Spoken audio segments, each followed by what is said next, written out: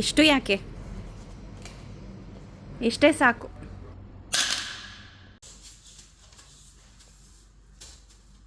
Madam, ಇವತ್ತು ನಾನು ಸ್ವಲ್ಪ ಬೇಗ ಹೋಗ್ಬೋದಾ?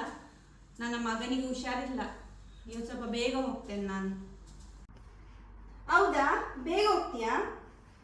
ನೀನಂತ ಬೇಗ ಹೋಗ್ಲಿಕ್ಕೆ ಸಂಬಳ ತಗೊಳ್ದ ನನ್ನ ಹತ್ರ? ಈಗ ನಾನು ಆಫೀಸ್ಗೆ ಹೋಗ್ತೇನಲ್ಲ, ಮನೇಲಿ ಯಾರು ಇರ್ತಾರೆ?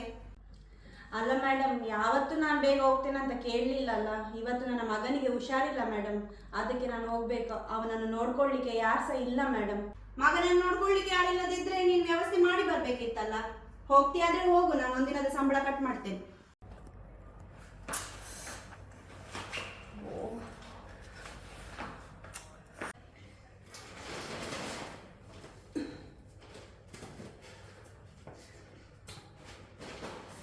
ಕ್ಷಮಿಸಿ, ಸ್ವಲ್ಪ ಭಾರ ಉಂಟು.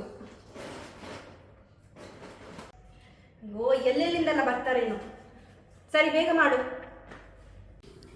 ಈ ತಿಂಗಳು ರೇಷನ್ಗೆ ಸಹ ಹಣ ಕಳಿಸ್ಲಿಕ್ಕೆ ಉಂಟು. ಆಶ್ರಮದಿಂದ ಮೆಸೇಜ್ ಬಂದಿದೆ, ಅಕ್ಕಿ ಗೋಧಿಗೆ ಹಣ ಕಳಿಸ್ಬೇಕಂತ ಹೇಳಿ.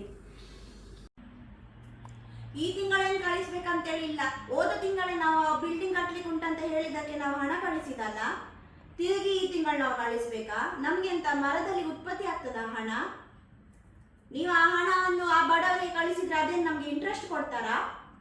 ನನ್ನ ಸೇವಿಂಗ್ಸ್ ಅಕೌಂಟಿಗೆ ಹಾಕಿ ಆ ಹಣವನ್ನು.